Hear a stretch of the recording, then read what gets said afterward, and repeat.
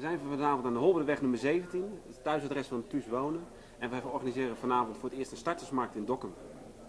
Een startersmarkt is bedoeld voor mensen die op zoek zijn naar een koopwoning in Dokkum.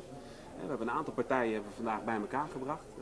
We hebben iemand die financieel advies kan geven. We hebben een makelaar hebben we erbij. En we hebben een consortium Goed Bezig van de gemeente Dongeradeel en de gemeente Dantemerdeel.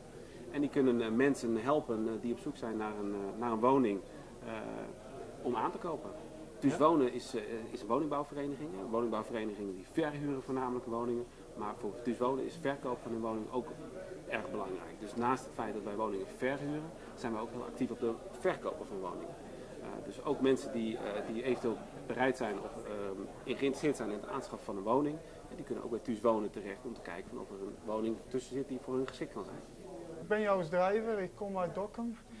Ik ben op zoek naar de mogelijkheden naar een woning hier. Ik ben op zoek naar een leuk huisje wat voor mij geschikt is. Of het nou precies in Dokkum is of er iets buiten, dat maakt eigenlijk niet uit. Als ik me daar maar prettig zou kunnen voelen. De partijen die vandaag meedoen zijn Makelaardij Roos uit Dokkum, Woonaccentmakelaars Friesland, de hypotheken en het consortium Goed Bezig van de gemeente Dantemerdeel en Dongeradeel. De makelaars die verzorgen het woningaanbod, de hypotheken verzorgen het financieel advies en het consortium houdt zich bezig met vragen rondom energiezuinige besparingstips. De meeste tips die we meegeven die liggen op het gebied van financieel advies. Wat je merkt dat mensen toch met name benieuwd zijn van welke financiële mogelijkheden ze hebben bij het aanschaffen van een woning.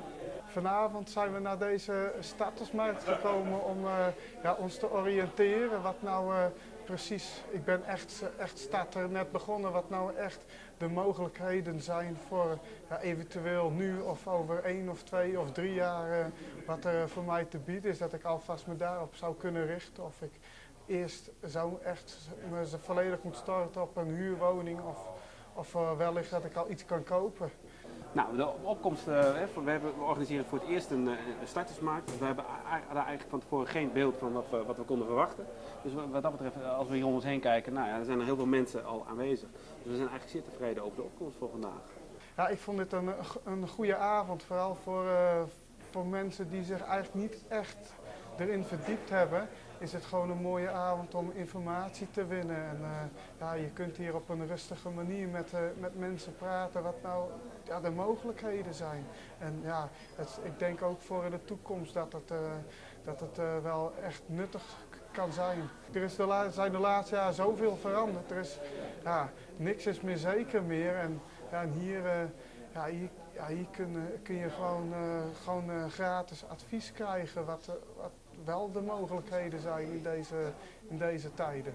Heb je deze avond gemist? Geen enkel probleem. Ze kunnen altijd bij ons terecht. Ze kunnen telefonisch contact met ons opnemen en hun vragen stellen aan mijn collega's. Dus wat dat betreft, je bent altijd van harte welkom.